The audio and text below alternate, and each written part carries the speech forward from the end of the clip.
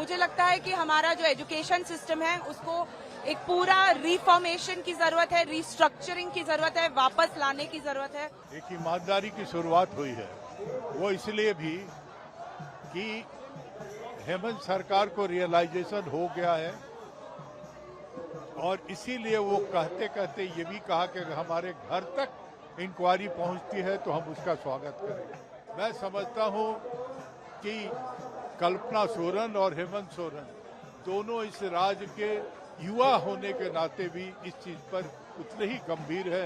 मैं इतने ही विश्वास दिलाना चाहता हूं। और आज राजनीति के तौर पे नहीं बल्कि एक छात्र के तौर पे मैं भी आई हूँ।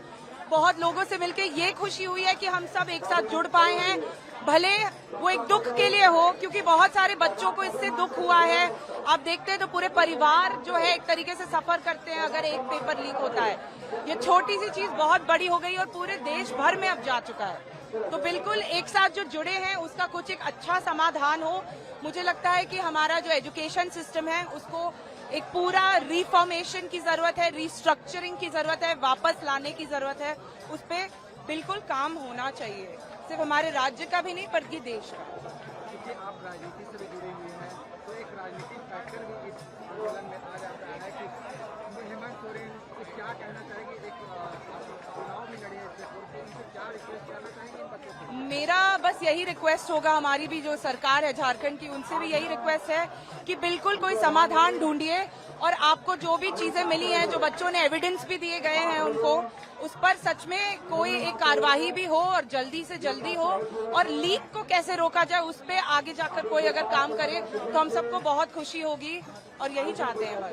बीच आए हैं, छात्रों के बीच आए हैं, क्या कहना चाहेंगे? क्योंकि चूंकि झारखंड में आपके सपोर्ट में सरकार चल रही है, आपके चाचा मंत्री है यहाँ, क्योंकि सरकार से बातचीत तो है लेकिन अभी तक किसी नतीजे पर नहीं पहुंची है। 15 दिन हो गए इस निश्चित तौर पे देर हुई है, लेकिन शुरुआत जो है वो एक ईमानदारी की शुरुआत हुई है।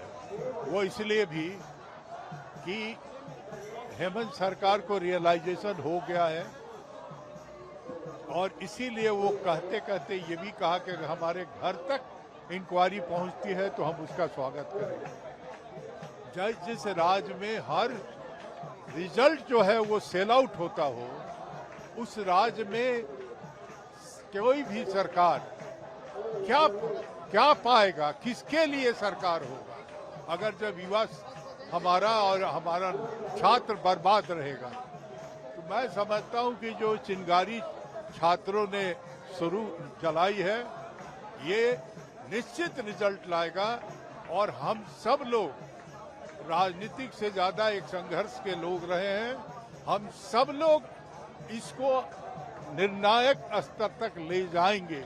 ये साथी कह रहे हैं कि लोग अपने लड़ाई कोर्ट में इंडिविजुअल लड़ रहे हैं। हाई कोर्ट में कितना जो रोजगार के लिए लड़ रहा था उसको हाई कोर्ट लड़ना पड़ा, उसके बाद भी जेपीसी ने हाई कोर्ट के ऑर्डर को नहीं माना है। तो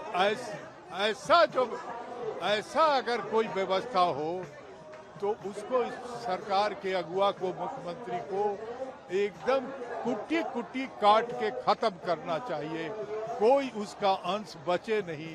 मैं समझता हूं कि कल्पना सोरेन और हेमंत सोरेन दोनों इस राज्य के युवा होने के नाते भी इस चीज पर उतने ही गंभीर है। मैं इतने ही विश्वास दिलाना चाहता हूं। आप बोल रहे थे 24 घंटे में निर्णय लेना चाहिए उन लोगों को, इसलिए लेना चाहिए क्योंकि इनका सवाल आपके सामने आ गया है तो आप उनको जवाब देंगे तो 24 घंटा अगला काफी है लेने के लिए।